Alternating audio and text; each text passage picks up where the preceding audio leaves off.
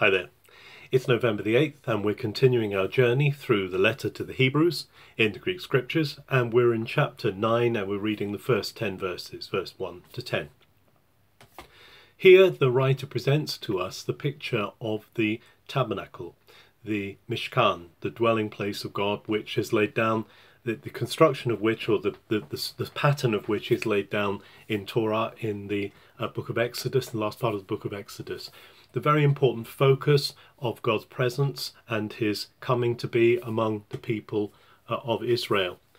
It's interesting that in writing this, the writer doesn't refer to the temple as such as being the focus of interest, although he obviously incorporates that because he says the priests still go in to the temple and they still present, or they still go into the tabernacle, they still go into the sanctuary and they present sacrifices. So there's a discussion among scholars about whether this letter is written before or after the destruction of the temple, Herod's temple, which happened in 70 AD. But certainly here the writer is focusing on the sanctuary, on the tabernacle that was given in Torah. After all, the temple came later in the time of David and Solomon, but the one that was given in Torah, the one that was given in Mosaic covenant, was the tabernacle. And here the writer is focusing in on the structure of the tabernacle. He says it's a tent, and there are two sections to the tent. There's the outer section, the holy place, where the priests go, and it's got the light, the lampstand. It's got the showbread table where the bread of the presence was.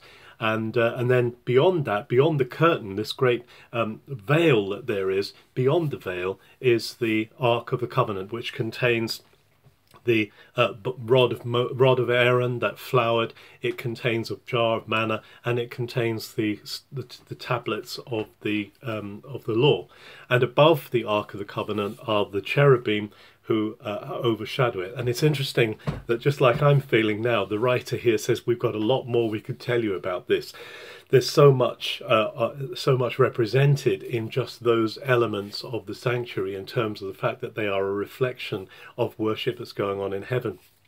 But that's not the reason why he's mentioning them at this point.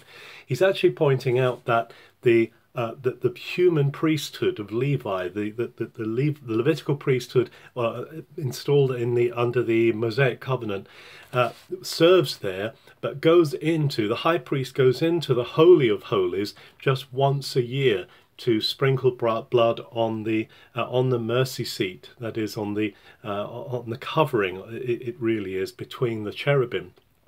And this indicates that there is not a complete opening of the way. The veil is still there. There hasn't been, through the first sanctuary, through the first tabernacle, up to the days of the temple, there's not been this open way into the presence of God. And therefore, what the writer says here is that this is just a temporary thing. This is just a reflection. This is just a shadow of what is to come, when there is that day coming, when the full approach is made, when we go right into the presence. This doesn't have, he says, the power to completely absolve, to completely remove. It can deal with the bodily aspect, it can deal with the physical aspect of coming close to God, but it doesn't remove that outstanding guilt. He's reflecting on the fact that there is to come someone who will put everything in order.